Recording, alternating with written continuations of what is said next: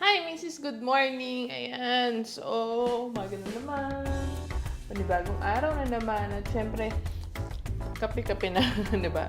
So, nag-iisip ako ngayon kung ano ba ang ipapakain ko sa aking mag-aama, yung almusal. Kasi normally, pag ganito, hindi kami nag-heavy breakfast eh. So, ayun, nag-iisip ako. Nung isang araw pa nagtatanong at nagpapagawa sa akin si Bunso ng pandesal. Ayan. So, yun na lang. Siguro yun na lang. Pandesal na lang ang gagawin natin mamaya. Kaya samahan mo ko. Uunahin natin ngayon yung ating 1 teaspoon ng sugar. Yan. Tapos, meron ako ditong 2 1/2 teaspoon or 2 1/2 teaspoon ng instant dry yeast. So, pwede naman yan na isama mo dun sa iyong flour. Pero ako kasi gusto kong minimix muna yan sila. Tapos, gusto ko na pinapa-rice muna siya sa half cup ng warm water. Pag sinabing warm water, hindi siya ganun kainit at hindi siya malamig, di ba? So, haluin natin dyan. Kasi kapag mainit yung iyong water, mamamatay yung sa yeast mo. No? Tapos, pag malamig naman, hindi rin siya magpa-pop up or mabubuhay. So, malalaman mo kung active yung yeast mo kapag within 5 to 10 minutes ay nag-double yung size niya or nag-pop up siyang ganyan. Ayun, oh, boom. Diba? Bumubula na. Haluin lang natin yan. Kaya kung bago ka sa channel ko, i-click mo na yung subscribe button sa baba at i-hit mo na rin yung notification bell para updated ka pa sa mga negosyo recipes natin. At para naman sa ating dry ingredients, ayan, handa na natin. Meron ako dyang 6 cups ng bread flour. Lalagyan ko ng half cup ng white sugar. So, isi-sift ko yan para ma-filter na natin yung mga buo-buo, no? Tapos, lalagyan ko ng 3/4 teaspoon ng baking salt. Pwedeng iodized salt, pero pag iodized salt po ang ginamit mo, bawasan mo siya. Gawin mong siguro mga half teaspoon lang, ganun. So, ito yung mga buo-buo niya, di ba?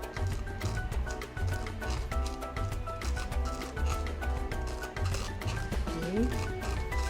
Pag wala ka nang mapiga sa kanya, wala na siyang pera, joke. Okay. Pag wala na yan, tapon mo na to. Tapos, haluin lang natin.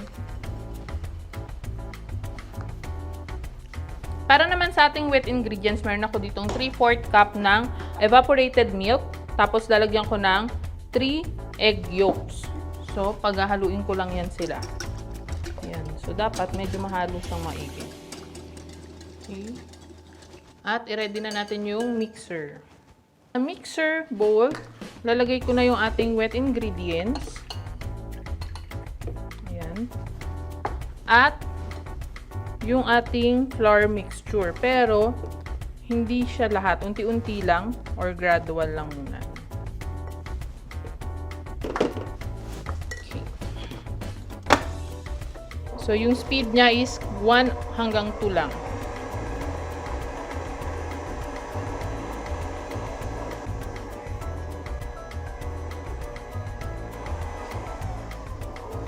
Ayan. Okay, so pwede na nating ilagay yung ating yeast mixture. Dahan-dahan.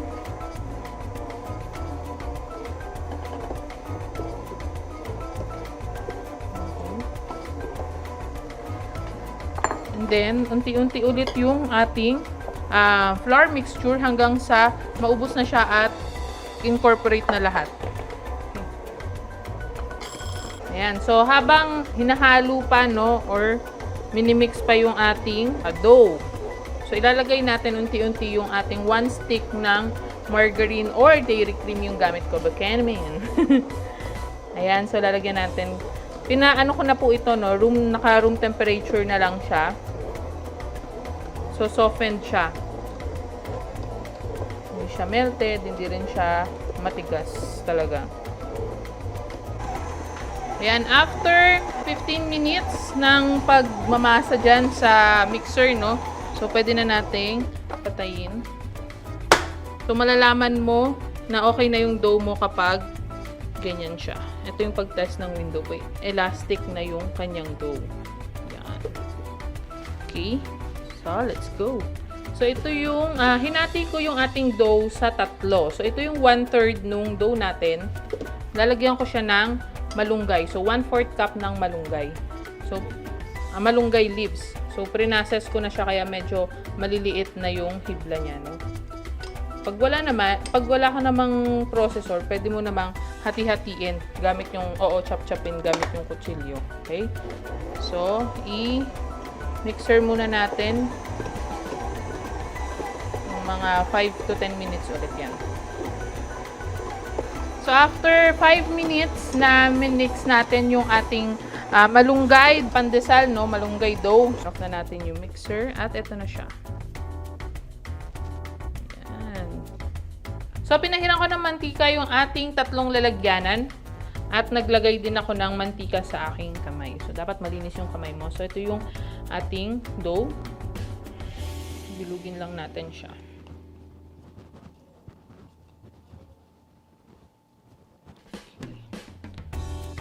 Roll lang natin siya.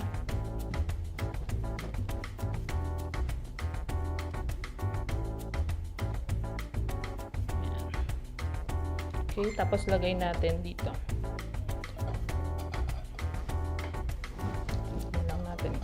Lagyan lang natin konti ng mantika. So, ganun din yung gagawin natin para dun sa iba. Tapos, babalutin natin yan ng cling wrap or stretch wrap or any cloth na malinis, no? Tapos, i-leave natin ng 1.5 hours hanggang 2 hours.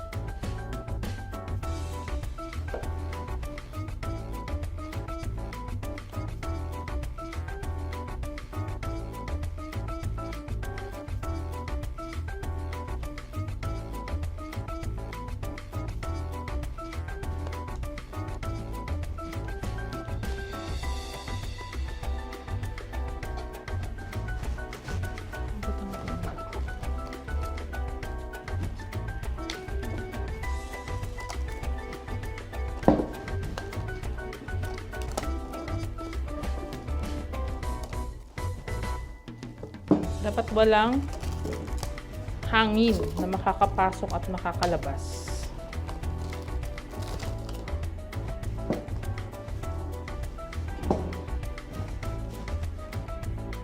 So, ito na after 2 hours, ito na yung ating mga dough. So, yun. Ayan. So, meron tayo ditong pang regular, no, or yung classic natin, yung malunggay at yung pang cheese. So, gagawin ko muna yung regular. Ayan. So, meron ako ditong breadcrumbs. Ito. So, nasa muna natin siya, no.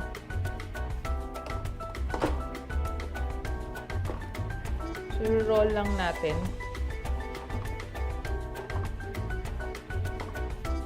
Pwede mo na rin siyang i-roll dito sa ating breadcrumbs. Ng pahaba.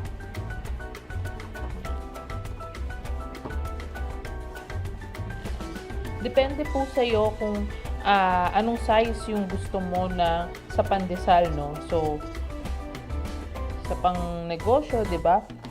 Pwedeng budget size lang, yung halagang pag tigdodos lang, di ba? Pero pwede mo rin namang gawin na yung medyo malalaki para sulit, no? Ayan.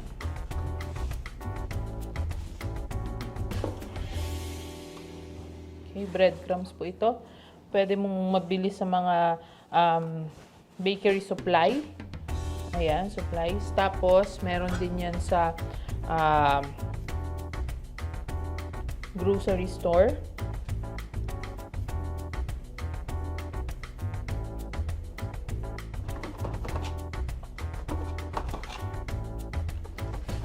Cut na natin. Okay. Ito na yung ating pandesal. Ngayon, ilalagay na natin siya dito sa ating pan.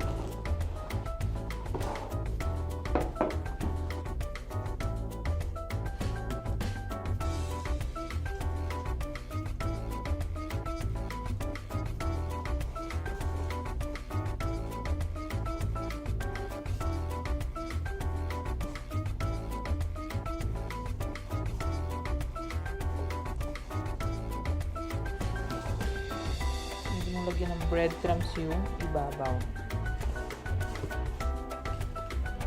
So, gawin lang natin yung iba. So, next naman natin is yung ating cheese. Dito naman, ito, yung nalagyan ko ng cheese. So, ipa-flatten muna natin siya.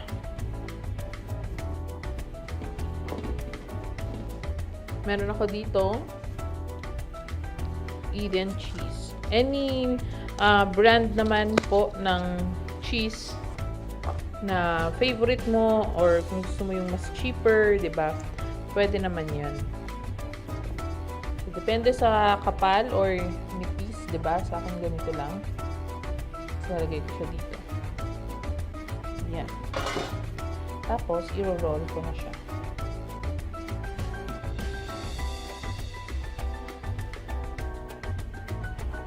Ayun.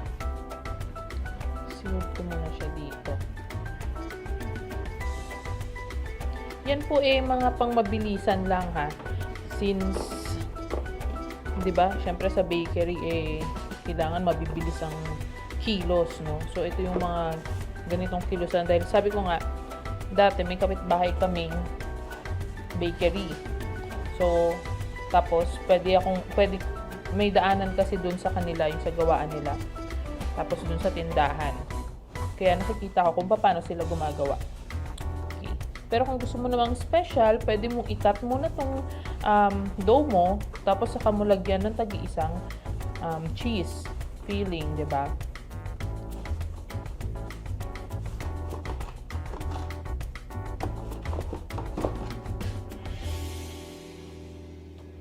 Ito na yung ating merong cheese. Yan. Okay, so ito, i-leave muna natin tatakpan natin yan ng cloth ng 10 to 15 minutes. So, gawin ko lang din yung malunggay. Kung meron kang recipe na gusto mong gawa natin ng video, ng costing, pwede mong i-comment dito sa video na to. Sa baba, yan. Check mo na din yung mga timestamps, no? Yung timestamps nitong bawat procedure na ginagawa natin. Para pwede mong balik-balikan yung mga parts na gusto mong i-focus or masterin. Ito yung ating malunggay.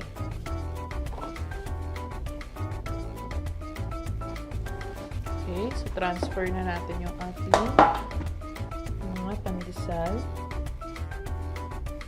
So sa size po, depende sa inyo kung gusto mong i-measure, 'di ba? Sabi ko nga, ito pang almusal lang muna namin. 'Di ba? At syempre, i-share ko na rin sa iyo kasi pwede itong pang negosyo, no? Lalo na ngayon. Dito sa amin wala masyadong tindahan dito Walang bakery, ganyan. So talagang DIY DIY bakery. Pwede na natin i-preheat yung oven natin. 170 degrees ng 5 minutes muna. So, ito na nga. After 10 minutes, ito na yung ating pandesal. So, isasalang ko na siya. Ayan. Alagay. Taas. Kung meron kang mga extra trays, pwede mo naman pagsamahin yan dyan. Okay. Again, yung temperature niya is 170 degrees. Tapos, lulutuin natin yung ating pandesal ng 10 to 15 minutes. Depende pag makita natin na medyo nag-golden brown. Tsaka yung iba kasi gusto ng tostado, yung iba naman gusto ng malambot. Kaya, depende na lang po yan. I-check na lang natin yung ating oven mamaya. Okay? So, ito na. After 15 minutes, tatanggalin na natin siya dahil luto na siya. Ayan. Medyo toasted. Kung makikita mo, malaki yung pandesal natin dito, no? Kasi hindi ko pa siya napaliit masyado. Ibig sabihin na roll. So, kayang-kaya mo tong kunyari pambenta mo, kayang-kaya mong palabasin mas marami pa dito. Kasi sa akin, ang napalabas ko lang ay 28. Since sabi ko nga, pangkain lang naman muna namin ito. Yan. So, 28 lang yung napalabas ko. Pero, dun sa mga, i-check mo yung video ko ng ube pandesal ha. Kasi nakagawa ako doon ng 41 ba? Parang ganun. Na ube pandesal. Ilan po sa inyo mga ma'am? Sa akin, 4 na plate. Ayan o, di ba may order na ako. Para sa costing nga, kanina yung sinasabi natin, costing ko dito ang nagamit ko is 87 pesos, 87.64 pesos. Ayan, tapos nakagawa lang ako 28 pieces. So, sabi ko nga, depende sa'yo, pwede mo pang i-roll ng manipis, sobrang liit pa. Ayan, di ba? Sobrang liit pa, tapos i-cut mo ng maliit. So, para mas marami kang magawa. So, yun. Or kung gusto mo naman yung ganito, ayan, malaki siya, di ba? Pwede mo kasi itong mabenta ng 5 to 6 pesos. Depende sa market mo ha. Kaya sabi ko sa'yo, nasa'yo yung kung ilan yung magagawa mo nito. So, ako 28 lang yung nagawa ko. Okay, kaya naman, ang tubo natin dito is mag-range from 52 pesos up to 80 pesos. Kaya kung gagawin mo to, ganitong ingredients lang, is pwede kang in a month, no? Araw-araw, sideline mo lang, no? Sa tuwing umaga, pwede kang tumubo ng or kumita ng 1,352 up to 2,080. Yan. So, sabi ko nga, nasa sa'yo, mas pwedeng tumaas pa dyan yung iyong kikitain. Kaya naman, kung nagustuhan mo tong video na to, panoorin mo din yung ube pandesal dito na video. At syempre, give me a thumbs up, subscribe, at hit yung notification bell para updated ka pa sa mga negosyo recipes natin.